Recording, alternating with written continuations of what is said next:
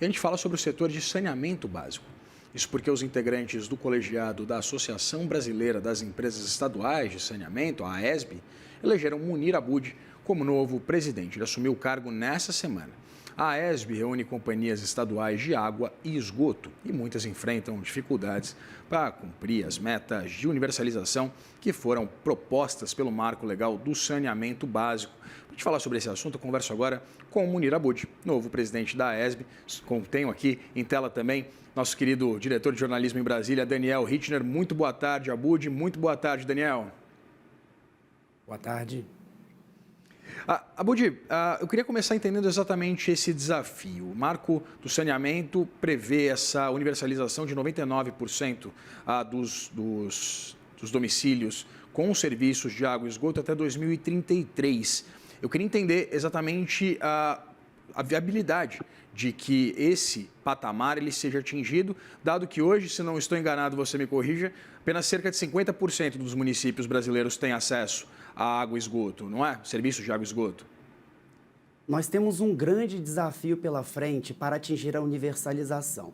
E o principal desafio, o principal obstáculo para que a universalização seja considerada real, tangível, a população brasileira é essa que sofre sim com uma defasagem muito grande do serviço de saneamento básico, que vai oscilar de 50% a 60% de atendimento, de cobertura à população. Mas o principal ponto é a necessidade de direcionamento de recursos ao setor de saneamento. E quando eu falo recursos, não são apenas recursos públicos, claro, necessários a subsidiar aquelas regiões mais pobres do país. Mas nós temos, enquanto presidência da AESB também, a missão de estruturar operações com o mercado privado, por exemplo, com os bancos, não só os bancos públicos, mas criar essa conexão com o mercado de capitais. O estudo mais recente aponta uma necessidade de aproximadamente 700 a 800 bilhões de reais para que a universalização se transforme em possível até 2033. E para que isso seja factível, possível, tangível, é necessário sim um direcionamento de recursos nessa direção. Esse seguramente é o nosso grande e maior desafio.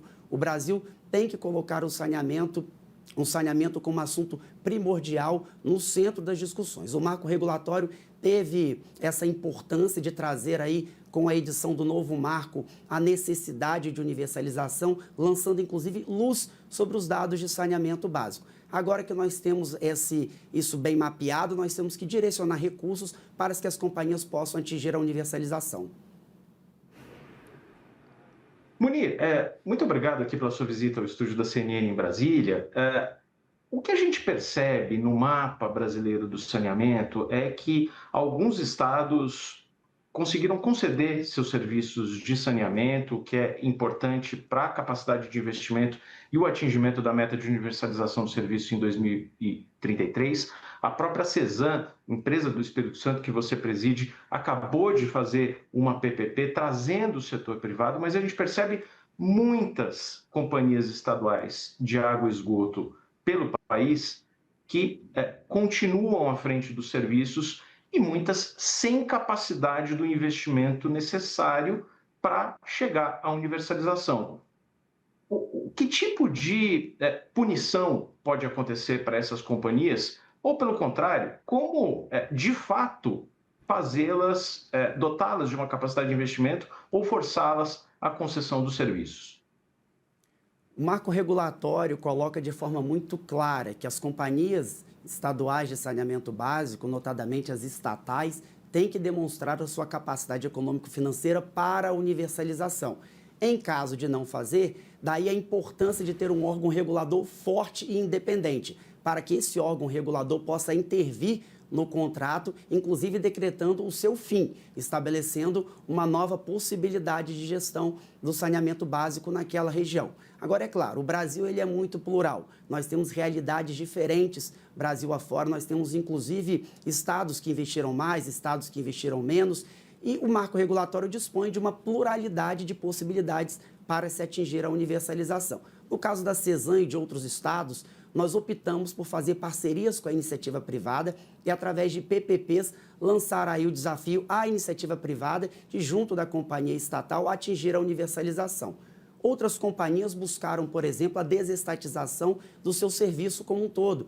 Outras companhias optaram por manter a produção de água. Nós temos vários modelos, vários formatos, temos ainda as possibilidades de emissão de debêntures, de captação de recursos, para que elas possam atingir a universalização. E é claro, esse seguramente é um desafio muito complexo e que destoa na realidade do Brasil como um todo. Nós não temos como traçar o mapa do Brasil aqui de forma parametrizada.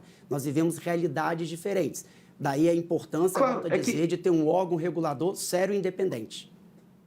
É que o problema é excelentes exemplos que você está dando, e a CESAM é um exemplo de quem fez uma PPP agora recente, trouxe o setor privado, ganhou capacidade para atingir as metas de universalização. O problema é que nós temos aqui estados, e a gente pode citar vários aqui, na região norte, Acre, Roraima, temos estados do Nordeste que estão absolutamente atrasados, Maranhão, Rio Grande do Norte, que não tomaram esses passos, eles não adotaram nenhuma dessas medidas, nem PPPs, nem concessão de serviços, nem uma capacidade das próprias empresas estaduais de fazerem os investimentos. Como é que fica quem está nessa situação? Porque não trouxe o privado, não conseguiu capacidade de fazer investimentos e continua parado.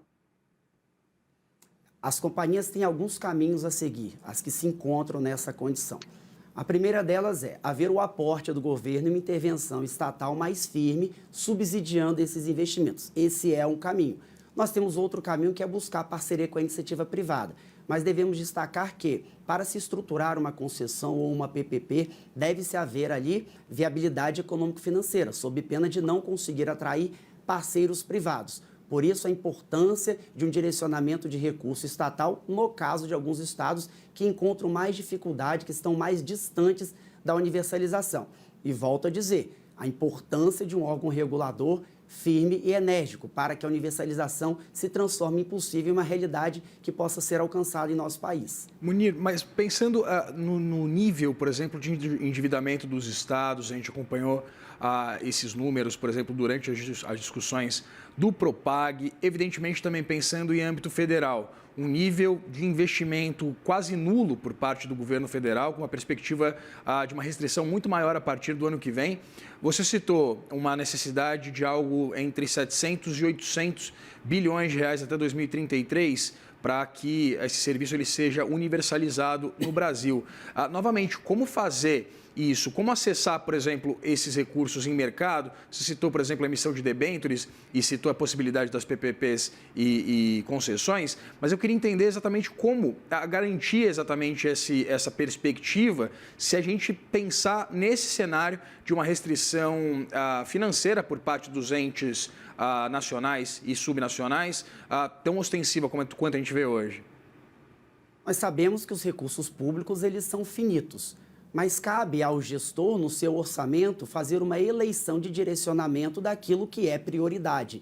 E a agenda do saneamento básico, ela é uma prioridade hoje no país, especialmente por ser um setor de infraestrutura que, por longa data, sofreu com poucos investimentos. Agora, o saneamento no centro da discussão tem que ser o palco do direcionamento de recursos. E aí a importância da ESB conduzindo as companhias, que é criar conexão com agências, inclusive internacionais, que possam ofertar créditos esses mais competitivos do que nós temos aqui no mercado de crédito tradicional brasileiro, por exemplo, para que, num conjunto de esforços, essa universalização seja possível. Volto a dizer, é necessário um direcionamento de esforços de toda a ordem, de todos os lados. O poder público precisa fazer sua parte, as companhias precisam buscar estruturações de PPPs, de concessões ou buscar recursos para que possam fazer, com a sua própria geração de caixa, as obras necessárias à universalização. Munir, só para a gente ter aqui um ponto, trazer um ponto absolutamente relevante na agenda do saneamento, a ANA, a Agência Nacional de Águas e Saneamento Básico, está discutindo neste momento a implementação da tarifa social. O problema existem pessoas de baixa renda, famílias que precisam efetivamente do benefício, mas se você implantar a tarifa social para todo mundo, isso requer um reequilíbrio econômico que significa aumento da tarifa para todos os não beneficiários pela tarifa social. Como resolver esse dilema? Qual que é a proposta da ESB para se ter a tarifa social sem penalizar o equilíbrio econômico das empresas? Havendo a implantação de uma tarifa social fora da previsibilidade dos contratos de concessão e gestão, e aí isso é um ponto que prejudica as companhias estatais e privadas que tocam o saneamento Brasil afora, não há outro caminho senão a aplicação do reequilíbrio econômico-financeiro, considerando ser um serviço concedido. Serviço concedido que deve ficar de pé, dada a estruturação econômica financeira dos ativos, dos proventos advindos daquela concessão. Por isso, outro caminho não há, senão o reequilíbrio econômico-financeiro, com a única hipótese fugindo dessa, que seria o aporte estatal para subsidiar a tarifa. Ou seja, com a aplicação da tarifa social em larga escala, fugindo da previsibilidade, haverá reequilíbrio econômico-financeiro, salvo a hipótese do Estado aportar recursos e subsidiar. Pensando nessa unidade da associação, dada essas especificidades sobre as quais o Rittner comentava anteriormente, tanto do ponto de vista dessa tarifa social, quanto, novamente, queria voltar a discutir exatamente essa incursão, essa busca pela universalização do setor, né, proposto pelo Marco do Saneamento.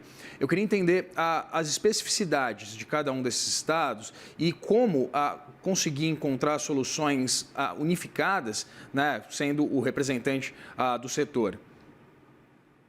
Nós dificilmente vamos conseguir encontrar uma solução que possa ser parametrizada para todos os estados da federação, dado as diferenças que nós temos. Diferenças essas que vão desde recursos hídricos para a captação, diferenças que vão, inclusive, sob o ponto de vista geográfico, que dificulta muito as obras de saneamento. O que nós temos que criar é condições para que essas companhias atinjam a universalização. E as condições que nós podemos tratar, entre aspas, como genéricas, são as condições financeiras, de dar a essas companhias recursos, viabilizar recursos, buscando crédito, inclusive, internacional. A agenda do saneamento no Brasil hoje, ela atrai holofote, sim, de fundos, de parceiros privados de fora do país. Cito como exemplo o leilão da Cesan, que foi vencido por duas empresas espanholas, empresas essas que disputaram também o leilão da Sanepar, que ocorreu um pouco antes do nosso. Então, isso mostra que nós temos que dar publicidade à oportunidade.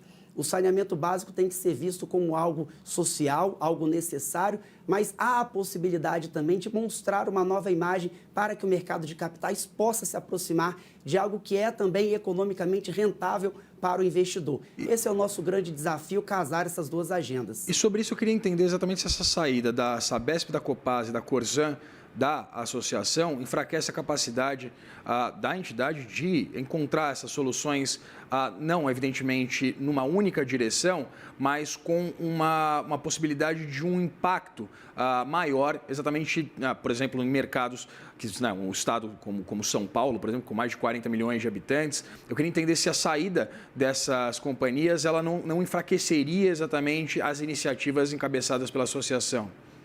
Se me permite uma singela correção, a Sabesp retornou aos quadros da associação, perdão, então. A Corsan também. Perfeito. Nós temos aqui o seguinte ponto: a ESB não é uma associação hoje de companhias estatais de saneamento mais.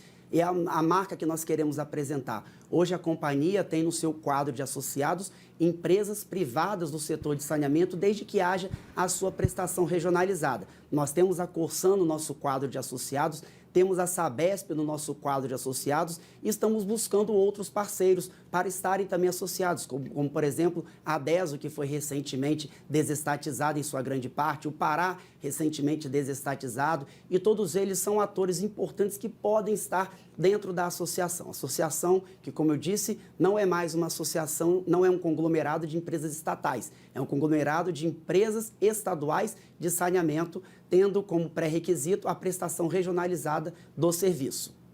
Rittner. Munir, uma última pergunta aqui, já arrematando nossa entrevista. A gente teve recentemente a aprovação pelo Congresso Nacional da nova Lei Geral do Licenciamento Ambiental e, posteriormente, 63 vetos do presidente da República sobre a lei que foi aprovada pelo Congresso. Nesse ponto, causou uma grande confusão em que status está o licenciamento ambiental de novas estações de tratamento de água e de tratamento de esgoto. Qual que é o futuro disso? Qual que é a posição da ESB a esse respeito? Há necessidade de um esclarecimento da legislação para que os investimentos em saneamento não travem na licença ambiental?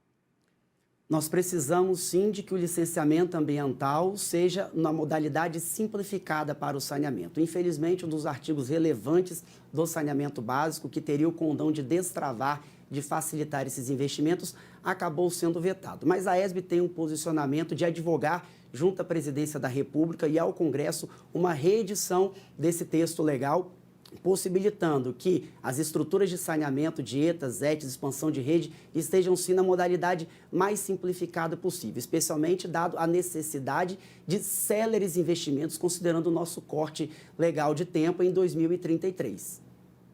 Certo, conversamos aqui com Munir Abud, presidente da AESB. Muito obrigado pela disponibilidade, presidente, de conversar com a gente. Agradeço também ao Rittner por operacionalizar esse bate-papo. Obrigado. Até mais.